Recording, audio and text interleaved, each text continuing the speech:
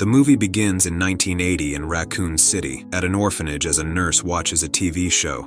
It's night, and a young girl named Claire Redfield awakens when she feels a touch on her face. She rises halfway and gazes as she notices an enigmatic woman wandering through the room where all the other orphans sleep.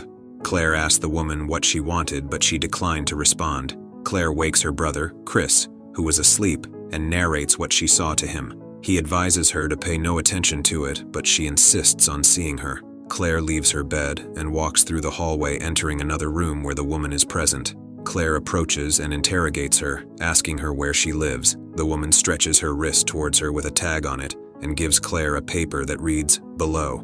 As she follows the woman, scientist William Birkin discovers her and sends her to her room. While trying to return to sleep, the woman grabs Claire's face as she re-emerges. Claire awakens from a nightmare during a journey with a truck driver in 1998 and his canine companion as they return to Raccoon City after her time away as the rain pours heavily. The truck driver makes an advance towards Claire, but becomes distracted when she spots another woman walking alongside the road. The truck collides with the woman as he hits the brake, prompting Claire and the trucker to investigate the situation.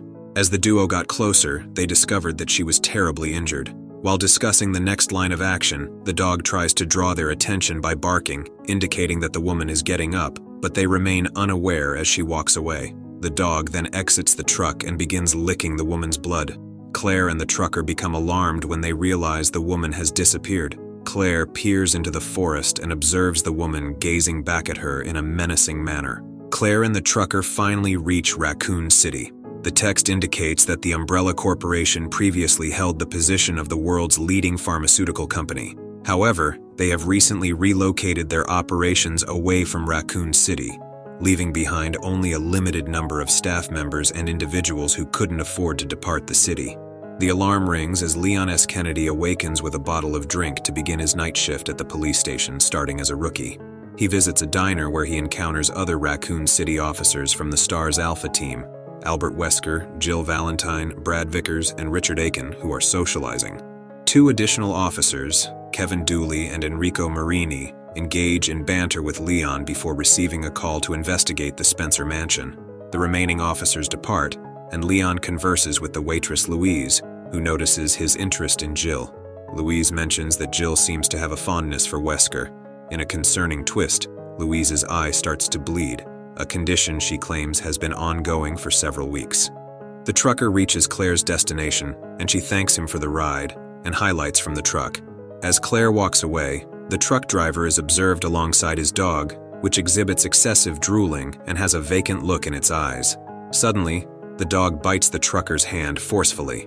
Claire manages to reach Chris's residence. She knocks on the door but no response, as she picks the door lock using a penknife. Chris, also a police officer and estranged from Claire due to his belief that she fled from the hospital, confronts her. Claire explains her return, driven by the need to locate a man named Ben Bertolucci, who has been in contact with her and claims that Umbrella is contaminating the city's water supply. Chris dismisses this as yet another of Claire's conspiracy theories, saying Ben Bertolucci is crazy and probably dangerous as he prepares for his work shift. In the Birkin household, William's daughter, Sherry, awakens in distress, prompting him and his wife, Annette, to enter her room and offer comfort. Sherry said she saw a monster in her dream, but William said it was just a bad dream. Suddenly, William receives a phone call and instructs Annette and Sherry to evacuate immediately and meet him at the car. Simultaneously, an emergency siren blares throughout the entire city. After Chris departs, Claire notices a neighbor woman and her son appearing unwell. Using blood, the woman inscribes "Itchy Tasty" on the window. The woman's son speedily enters the house through the back door. As Claire approaches him, he tells Claire she needs help. Suddenly, the woman bursts through the glass door and assaults Claire, but Claire manages to push her away and escapes on a motorcycle. She rides until she nearly collides with William, whom Claire recognizes from his earlier attempt to have her expelled from the orphanage for meddling in his affairs. At the police station, Chief Brian Irons assembles the primary team of police officers and informs them that they have received no communication from Dooley and Marini since their dispatch to the mansion. Consequently, he orders them to locate the two officers. Leon, however, is required to remain at the front desk. Meanwhile, Wesker receives a message on his pager, directing him to visit his locker. There, he discovers a Palm Pilot containing a message from his covert employers, revealing their intention to destroy Raccoon City by morning. The infected trucker, now fully consumed by the infection, continues to drive the truck until it overturns right in front of the police station, causing a massive explosion that Leon misses because he's unconscious with his headphones on. The trucker, ablaze from head to toe, enters the station, but Irons shoots and kills him.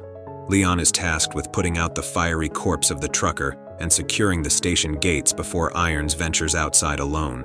Meanwhile, the STARS agents arrive at the mansion, with Chris joining them while Vickers remains in the helicopter. The three agents explore the scene, discovering Dooley and Marini's overturned van and encountering an infected crow that Jill dispatches. Upon entering the mansion, they find it in a state of disarray. Irons drives into the town and observes armed guards preventing people from approaching. The guards initiate gunfire on two infected individuals, compelling Irons to quickly drive to a safer location. He returns to the police station and enters the parking garage, where he encounters two infected dogs. Irons manages to shoot one of them but runs out of ammunition just as the other dog approaches him. Claire arrives just in time to kill the remaining dog using a fire extinguisher. Leon arrives and points a gun at her as she walks out on him.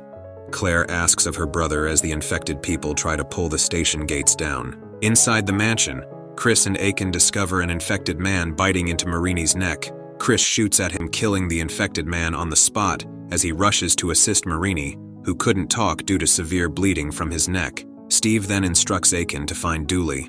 They are soon surrounded by more infected people, and Aiken is fatally attacked while Chris tries to fend them off.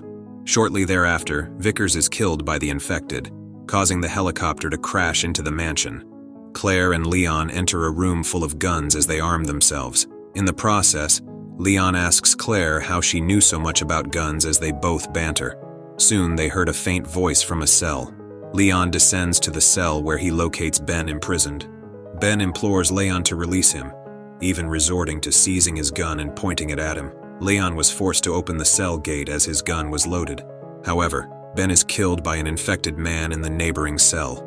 As the infected man approaches and holds Leon, he struggled with him, prompting Claire to shoot the infected man. Claire then moves closer to the cell and finds Ben's lifeless body on the ground. As Claire leaves, the infected man approaches Leon for the second time, prompting Leon to shoot him dead in anger. As if things couldn't get worse, the infected breach the gates of the police station, compelling the three of them to flee the police station. Claire accompanies Leon and Irons to the orphanage for refuge. There, they encounter the woman Claire had seen when she was a child, identified as Lisa Trevor. They are confronted by a more grotesquely mutated infected creature, referred to as a licker. It fatally injures Irons and attacks Claire and Leon, but Lisa manages to leap onto the licker and break its neck. Lisa then provides Claire and Leon with keys to a hidden passage, even addressing Claire by her name. Claire thanked her as the door shut. Subsequently, Claire and Leon discover archived footage featuring children subjected to William's experiments as they probed further. Claire cries as she shatters a book used for recording the experiment. Chris continues to explore the mansion, encountering the infected that came after him. Chris shoots them as he runs out of bullets, helping himself with just a lighter. As he moves around, infected Dooley appears and attacks him. Jill shoots at the infected Dooley, killing him on the spot. Jill and Chris hug each other as they find a safe haven. Jill informs Chris about Wesker and his betrayal towards them and emphasizes the urgency of leaving the city. Meanwhile, Wesker locates the laboratory, but the Birkins are already present. He demands that William surrender the G-virus, but William seizes a firearm and opens fire on Wesker, prompting Wesker to retaliate by shooting William. Annette then rushes to take the box as Wesker demands she hands it over. Annette picks up the weapon and proceeds to shoot Wesker, who shoots Annette dead. However, Sherry fled the scene with the G-virus. Jill intervenes and shoots Wesker, seemingly causing him to succumb to his injuries. Chris and Jill then rescue Sherry from the situation, unaware that William has injected himself with multiple vials of the virus and has commenced the transformation process. As William undergoes his mutation into a grotesque monstrosity, he starts tracking Chris and Jill. William finds and holds Chris in his throat, telling him how his sister is smarter than him. Claire shoots William in the eye, telling him to get away from her brother. They join forces with Chris, Jill, and Sherry as they attempt to leave the city using a train. However, William completes his transformation, becoming the terrifying nemesis, and breaches the train. The heroes open fire on him until Leon seizes a rocket launcher and obliterates William once and for all. Subsequently, a nuclear bomb is deployed over Raccoon City. An update reports that there are no survivors, but Claire, Chris, Jill, Leon, and Sherry miraculously emerge from the train tunnel to greet a new day. Wesker awakens inside a body bag. He encounters a woman named Ada Wong, who returns his signature dark sunglasses and extends an offer to collaborate with her. Thank you, amazing viewers, for joining us today. Your support means the world to us. If you enjoyed this video, don't forget to like, subscribe, and hit the notification bell so you never miss an update. See you next time.